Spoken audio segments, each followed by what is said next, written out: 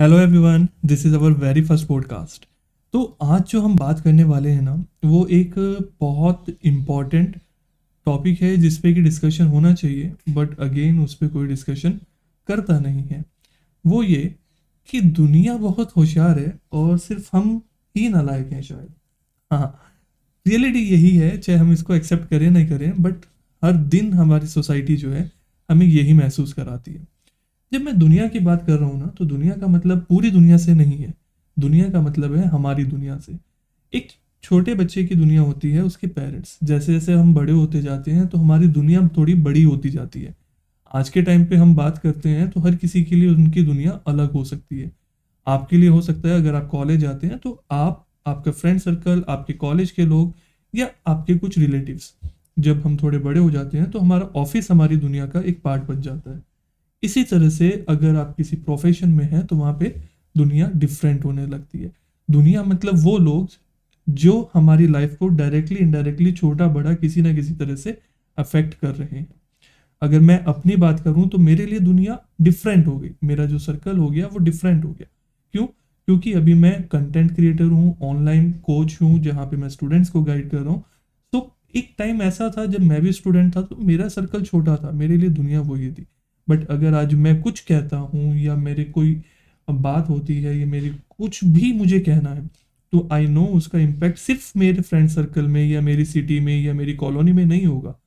उसका इम्पैक्ट हो सकता है इंडिया के किसी दूसरे कोने में बैठे किसी स्टूडेंट पे भी पड़ रहा हो, और मे भी बहुत सारे स्टूडेंट ऐसे भी हैं जो इंडिया के बाहर से हैं। डेफिनेटली इंडियंस ही हैं, बिकॉज मेरी जितनी वीडियोस होती हैं वो नेटिव लैंग्वेज हिंदी में रहती हैं, तो उनके ऊपर भी उनका इम्पैक्ट आ सकता है। अब इसमें जो मैं सोसाइटी की बात कर रहा हूँ, तो सोसाइटी की बात में ये होता है कि जब हम कॉलेज से ना पास आउट होते हैं तो बहुत कुछ सोचा होता है हमने। एक नई एनर्जी होती है, एक नया मतलब माइंडसेट होता है कि हम ये करेंगे वो करेंगे। और रियलिटी में आप सोचिए, अगर आप कॉलेज क्वालिफाइड हुए, मतलब कॉलेज आपका कंप्लीट हो चुका है, या फिर आपके बड़े ब्रदर सिस्टर हैं, तो आपने देखा होगा कि क्या जो वो सोचते थे वो हासिल हुआ है। और कुछ नहीं, इससे थोड़ा और पीछे चलते हैं। जब हम छोटे थे, जब हम थे फिफ्थ क्लास में, फिफ्थ सिक्स क्लास में, तो हमसे कोई भी पूछता था ना कि आप क्या बनोगे, तो हमारा वही फिक्स रिप्लाई होते थे, सर हम डॉक्टर बनेंगे, इंजीनियर बनेंगे। मतलब कुछ ऐसे, अच्छा वो इंजीनियर नहीं बने तो, क्योंकि जो इंजीनियर बनते हैं वो स्टूडेंट्स कहते हैं कि काश कुछ और ही कर लिया होता। और ये सिर्फ ऐसा ही नहीं है, चाहे वो इंजीनियर है, अकाउंटेंट है, हर प्रोफाइल में ही चैलेंज है आज के टाइम पे।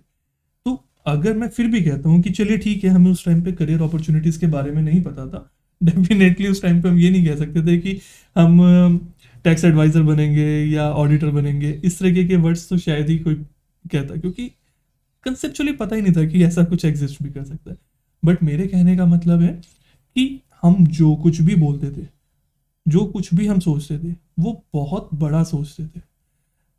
जब कभी हम कोई मूवी देखते थे ना, या किसी को भी देखते थे पिक्चर में, या डेफिनेटली कंपनीज, जो बड़ी बड़ी कंपनीज होती हैं, स्पेशली अगर मैं बॉयज़ की बात करता हूँ तो कार, फरारी चाहिए, BMW चाहिए, ये चीज़ें बहुत ज़्यादा अट्रैक्ट करती हैं। बॉयज़ का ओके है, उनका सर्कल ही, मैं जो फ्रेंड सर्कल रहता है स्टार्टिंग से वो ऐसे ही रहता है, तो थॉट प्रोसेस वैसी होती है। And I am not sure about the girls, क्योंकि उनको इतना ज़्यादा कॉस्टली वैसे कुछ चाहिए नहीं होता जितने बॉयज़ को रिक्वायर्ड होता है। उनको क्या चाहिए, मुझे जो लगता है बट महंगे महंगे कपड़े चाहिए, महंगे पर्स चाहिए, क्लच चाहिए, यही सब चीज़ें चाहिए। बट स्टिल वो एक BMW से तो बहुत ज़्यादा सस्ता रहेगा। तो बट ठीक है, वो सारी चीज़ें चाहिए थी। क्या आप आज भी उनके सपने देखते हैं? क्या आप आज भी उनके हासिल करने के बारे में सोचते हैं? मैं मानता हूँ कि शायद ही आप सोचते होंगे। मैक्सिमम मैक्सिमम लोग जो हैं, जो स्टूडेंट्स हैं, जब एक एज तक आते हैं ना, ग्रेजुएशन करने लगते हैं, ग्रेजुएट होते हैं, तो ये सपने ख़त्म होने लगते हैं। Over the time, with age, ये सपने एकदम गायब से होने लगते हैं। उनका रीज़न आप किसी से पूछोगे ना तो वो ये कहेंगे, अरे बचपना था वो हमारा, जब हम छोटे थे तो हमारा बचपना था कि हम ये सब सपने देखते थे, बट अब वो बचपना तो ख़त्म ही हो गया है ना। बात सही है, वो बचपना था, बट क्या बचपना गलत था क्या? अब मैं ये नहीं कह रहा हूँ कि हमें कार लेनी चाहिए, इतना पैसा लगाना चाहिए, नहीं नहीं, वो सब नहीं। मैं सपने की बात कर रहा हूँ कि हम कुछ बड़ा करना चाहते थे, कुछ बड़ा बनना चाहते थे, बट समय के साथ साथ वो चीज़ें गायब होती गई। क्यों? हमें दिखता गया कि वो सपना ना सिर्फ सपना है, हकीकत से बहुत दूर है, कि हम नहीं पहुंच पा रहे हैं उस चीज़ों के पास। बट कभी सोचा है कि ऐसा क्यों हुआ? अगर सक्सेस चाहिए हमें लाइफ में, तो हम उतने सक्सेसफुल शायद क्यों नहीं बन पाते हैं? क्यों इतनी बड़ी जो पॉपुलेशन है वो एक अर्निंग वाला जो पैटर्न कहते हैं ना, मतलब उस लेवल पे अर्न कर रही है कि वो अपने डेली नीड्स भी पूरी पूरी नहीं कर पा रही। नीड्स कह रहा हूँ, मतलब आप देखिए, आप ग्रेजुएट करके जाते हैं तो 30,000 रुपीज़ की सैलरी, मतलब वाओ, ये होता है अगर आप ग्रेजुएट कर रहे हैं। अदरवाइज आपको 5,000 से 15,000 के बीच की सैलरी मिलती है। और सोचिए ना, आप ग्रेजुएट कर रहे हैं, कितने टाइम में कितना ही ग्रो कर लेंगे अगर एक नॉर्मल पर्सन की बात करता हूँ तो। मतलब कहीं ना कहीं गड़बड़ है, बहुत बड़ी गड़बड़ है। तो प्रॉब्लम है कि हमें सही से स्टार्टिंग से ही सही गाइडेंस नहीं दी गई होती है। जब हम छोटे होते हैं ना, तो हमें कहा होता है कि सिर्फ पढ़ाई पे फोकस करो, पढ़ाई पे फोकस करो, पैसे के पीछे नहीं भागना है। अच्छा, डॉक्टर क्यों बनना है? वही लोग, स्पेशली मैं यहाँ पे पेरेंट्स की भी बात करूँगा। पेरेंट्स गलत है या नहीं उस पर हम डिस्कस करेंगे, बट मैं अगर बात करता हूँ पेरेंट्स या सोसाइटी के जितने लोग हैं, रिलेटिव हैं, कोई भी, वो हर किसी इसी कैटेगरी में आते हैं। पहले हमेशा कहते हैं कि पैसे के बारे में नहीं सोचना है। बट डॉक्टर बनना है, सीए बनना है, या फिर आईपीएस बनना है, क्यों बनना है? इसलिए नहीं कि उसमें रेस्पेक्ट मिलेगी, वो एक पार्ट है, बट वो तो छोटा सा पार्ट है। वो तो एक ये कहते हैं ना, फ्री फंड में साथ में फ्री है, कि बड़ा पैकेट खरीदो छोटा पैकेट फ्री, तो छोटा साथ में फ्री मिल ही जाएगा। बड़ा पैकेट क्या है? बड़ा पैकेट है बड़ी सैलरी। आप ये करो तो आपको बढ़िया सैलरी मिलेगी। टॉप कॉलेजेस में क्यों पढ़ाते हैं? टॉप स्कूल में क्यों पढ़ाते हैं? एक स्कूल में जब पढ़ा रहे होते हैं तो वहाँ पे तो एक काफ़ी बड़ा रीज़न होता है मैक्सिमम पेरेंट्स के लिए कि एक अच्छी एजुकेशन होगी। बट जैसे ही हम स्कूल्स के बाहर की सोचने लगते हैं ना, तो वहाँ पे अच्छा पैकेज हमारे इंटेंशन बनने लगता है एजुकेशन के अलावा। तो एक तरफ तो कह रहे हैं कि पैसे को मत देखो, पैसे के बारे में मत सोचो, सिर्फ पढ़ाई के बारे में सोचो। और एक तरफ कैसे है, पैसा ही कमाना है आपको, और करियर वो सिलेक्ट करो जिसमें पैसा है। गड़बड़ हो रही है कहीं? चलिए यहाँ तक भी मान के चले। उसके बाद में जब ग्रेजुएशन कर ली, या अपनी जो भी प्रोफेशनल डिग्री थी, जो कुछ भी कर लिया, जैसे तैसे तो हो गया। अब उसके बाद अगर आपको जॉब नहीं मिलती है, आपकी अर्निंग नहीं होती है, आप एक डिसेंट अमाउंट नहीं कमा पाते हैं, तो यही लोग जो कह रहे थे पैसे से दूर रहो, पैसा तो बुरी चीज़ है, पैसे के बारे में मत बात करो, पैसे के लिए मत भागो, यही लोग पैसे के लिए आपको कहते हैं कि बेटा तू तो नालायक है, कुछ नहीं कर पाया। तो कहीं ना कहीं अगेन मैं कहूँगा बहुत बड़ी गड़बड़ है। अब सही क्या है, मेरे हिसाब से क्या सही है, मैं उसके ऊपर बात करना चाहूँगा। देखो, पैसे के पीछे भागना कभी भी सही नहीं है। पैसा ही सब कुछ है, ये भी सही नहीं है। मैं नहीं मानता हूँ कि इनमें से दोनों तीनों बातों में से कोई भी बात सही है। पैसा सब कुछ नहीं है, बट जिंदगी जीने के लिए और सब कुछ हासिल करने के लिए कहीं ना कहीं पैसा इन्वॉल्व है। Money is a source, not the destination. Destination आपकी कुछ भी हो सकती है। डेस्टिनेशन आपकी हैप्पीनेस हो सकती है, डेस्टिनेशन आपको हेल्दी रहना हो सकता है, डेस्टिनेशन कुछ भी हो सकती है कि आपका वो फाइनल गोल है, आप वो अचीव करना चाहते हो। बट डायरेक्टली इनडायरेक्टली थोड़ा या ज़्यादा कहीं ना कहीं मनी उसमें इन्वॉल्व रहता है। प्रॉब्लम ये नहीं है कि आपको मतलब कब कमाना है कब नहीं। जब आप पढ़ाई कर रहे हैं तो मैं कहता हूँ कि उस टाइम पे पैसे के लिए पीछे नहीं भागना चाहिए, पैसे के बारे में मेजरली आपको नहीं सोचना चाहिए। मतलब जब आप स्कूल टाइम में हैं तो पार्ट टाइम अर्निंग के बारे में दैट्स टोटली ओके, नहीं अर्न करो। क्योंकि देखिए, आप इस चीज़ पे कह सकते हैं कि सर इंडिया में ही ऐसा होता है कि हम पेरेंट्स के ऊपर ही डिपेंड रहते हैं, बट इंडिया के बाहर तो सब फाइनेंशियली इंडिपेंडेंट हो जाते हैं। वहाँ पे उनको फ्रीडम दे दी जाती है, उनको अपने आप कहा जाता है कि अपने आप अर्न करो। सभी कॉलेजेस में, हाई स्कूल में स्टूडेंट जो होते हैं नॉर्मली अपने आप अर्निंग पे, देखो उसमें भी क्या है, हर तरीके की फैमिली वहाँ पे भी है, और हर कंट्री का अपना एक कल्चर होता है। एंड उससे अगर हम अलग जाएंगे तो कहीं ना कहीं क्लैश होगा। सो आई विल से कि ओके, वी आर इंडियंस, सो जो हमारा एक कल्चर चला रहा है हमें उसी के हिसाब से कोई प्रॉब्लम और उसका सॉल्यूशन ढूंढना चाहिए। We should not run behind the western concern culture की, अमेरिका में क्या होता है, कनाडा में क्या होता है, उससे फ़र्क नहीं पड़ना चाहिए। तो इंडिया में एक ये माना जाता है कि पेरेंट्स बच्चे की एक सही लेवल तक, जबकि कि वो एक राइट एज अटेंड ना कर ले, अर्न ना करने लगे, तो पेरेंट ही उनकी केयर करते हैं, एंड दैट्स टोटली ओके। मुझे नहीं लगता है कि उसमें कहीं कोई गलत है, जो आप स्कूल टाइम में है तो भी, और अगर आप कॉलेज टाइम में है, कॉलेज में है तो भी आपको पैसे कमाने के पीछे ज़्यादा नहीं जाना चाहिए, मगर पैसे के बारे में आपको जानना बहुत ज़रूरी है, और ये सही एज से ही जान लेना आपके लिए इम्पॉर्टेंट हो जाता है, स्पेशली अगर आप कॉमर्स स्ट्रीम से हैं तो, और नहीं भी हैं तो भी। मैं मान के चलता हूँ कि फाइनेंशियल नॉलेज जो है, जो हमारे पूरे के पूरे करिकुलम में, पूरे एजुकेशन सिस्टम में, चाहे वो स्कूल का एकेडमिक हमारा एजुकेशन सिस्टम है, या फिर हमारी पेरेंटल और जो सोसाइटी का एजुकेशन सिस्टम है, जो हमें सोसाइटी से सीखने को मिलता है, सब कुछ सीखने को मिलता है, सिर्फ एक चीज़ नहीं मिलती है, वो है फाइनेंशियल एजुकेशन। तो फाइनेंशियल नॉलेज होना बहुत इंपॉर्टेंट है, और ये मैं मान के चलता हूँ कि 6-7 स्टैंडर्ड से जानकारी होनी शुरू हो जाती है। डेफिनेटली उनको स्टॉक मार्केट, म्यूचुअल फंड, ये सब नहीं, और यही सब फाइनेंशियल एजुकेशन नहीं है। फाइनेंशियल एजुकेशन का मतलब है कि आपको ये पता हो कि एक्चुअल में मनी वर्क कैसे करता है, मनी की इंपॉर्टेंस क्या है। हमें इंपॉर्टेंस तब तक नहीं पता चलती जब तक हम खुद अपने आप से अर्न नहीं करने लगते हैं। उससे पहले हम समझते हैं कि पेरेंट्स ने हमारे लिए अर्न किया है, उन्होंने मेहनत करी है, वो सुबह से रात तक लगे हैं, बट स्टिल फील नहीं आती है, वो फील बाद में आती है। तो उससे पहले ये नॉलेज होनी चाहिए बच्चे को कि हाँ, किस तरह से पैसा, ऑप्शन मतलब पैसा होता क्या है, इंटरेस्ट कैसे क्या चीज़ें होती हैं, क्योंकि ये सब सिलेबस में है। इंटरेस्ट, हाँ, सिंपल इंटरेस्ट है, कंपाउंड इंटरेस्ट है, ये सब हम पढ़ने लगते हैं। मुझे तो लगता है शायद 4th-5th क्लास से ये छोटा छोटा आने लगता है, मुझे ध्यान नहीं है, बट अराउंड उसी क्लास से आने लगता है। बट उसकी प्रैक्टिकल इम्प्लीकेशंस तो कहीं है नहीं ना, तो ये प्रैक्टिकल इम्प्लीकेशन उसका होना बहुत इंपॉर्टेंट है। अब मैं अगर अपनी बात करता हूँ तो मैंने जो 12th लेवल तक मैं था, तो 12th लेवल तक मैंने बिल्कुल भी अर्निंग की तरफ 1% भी नहीं अपना ध्यान दिया, करेक्ट है। फिर उसके बाद just after 12th I started CA, मतलब ग्रेजुएशन और सीए मैंने साइड बाय साइड एक साथ करी थी। तो ग्रेजुएशन के बाद सीए नहीं करी थी, 12th के बाद मैंने डायरेक्टली सीए स्टार्ट करी थी। अब जब मैं सीए टाइम पीरियड में था, मेरे पेरेंट्स भी मुझे हमेशा यही कहते थे कि अर्निंग पे फोकस मत करो, सिर्फ पढ़ाई पे फोकस करो, एंड दैट्स टोटली करेक्ट, बिल्कुल सही चीज़ है। वही मैं आपको कहना चाह रहा हूँ कि अर्निंग कमाना नहीं है हमें अभी, अगर हमारी पढ़ाई हमारे लिए फर्स्ट है तो वो हमारी फर्स्ट प्रायोरिटी है, लेकिन पैसे की नॉलेज होना बहुत इंपॉर्टेंट है।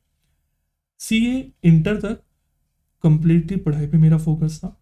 जब इंटर में सीए इंटर करने के बाद 3 साल की सीए के अंडर में ट्रेनिंग होती है, जिसको कि हम आर्टिकलशिप बोलते हैं। उस आर्टिकलशिप पीरियड में लर्निंग वाला पार्ट इन द सेंस कि बुक्स का पढ़ना, एग्जाम्स वगैरह, उनका प्रेशर नहीं होता है, क्योंकि 3 years बाद हमारे फाइनल के एग्जाम्स होते हैं, तो we have plenty of time. मतलब आप मान के चल सकते हैं 1.5 year से लेकर 2 years तक फ्री टाइम होता है, उसमें बर्डन नहीं होता है पढ़ाई का, कोई एकेडमिक पढ़ाई का नहीं होता है। You just need to attend the office, और जो ऑफिस का वर्क है वो आपको मैनेज करना है। ड्यूरिंग दैट टाइम मैंने अपने हॉबीज को फॉलो किया। मेरी हॉबीज क्या थी? मेरी हॉबीज थी जो कंप्यूटर, मतलब टेक्नोलॉजी जिसको आप कह सकते हैं ना, वो मेरी हॉबी थी। तो मैं उस पर भी कभी बात करूंगा कि आप कहोगे कि सर मतलब आपका टेक में इंटरेस्ट था, आपको वेबसाइट डेवलपमेंट, ये सारी चीज़ें इंटरेस्ट थी, तो सीए कैसे बन गया आपको, तो हुआ क्या था, उस पर भी किसी दिन हम बात करेंगे। तो मैं इसको थोड़ा सा क्रक्स रखूंगा, मतलब बहुत ज़्यादा लेंथी नहीं करूंगा, फिर भी मैं पॉडकास्ट को, आपके फीडबैक मेरे लिए इंपॉर्टेंट रहेंगे। आप प्लीज़ इस पॉडकास्ट के बाद मुझे एक बार मैसेज ड्रॉप करिएगा कि क्या मैं इससे लॉन्ग पॉडकास्ट रख सकता हूँ या इतना ही कंसाइज रखना चाहिए। अगर आप कंफर्टेबल हैं कि हाँ इससे लेंथी भी सुनने के लिए, तो मैं फिर हर पॉडकास्ट में थोड़ी सी और डिटेल कवर करने की कोशिश करूँगा।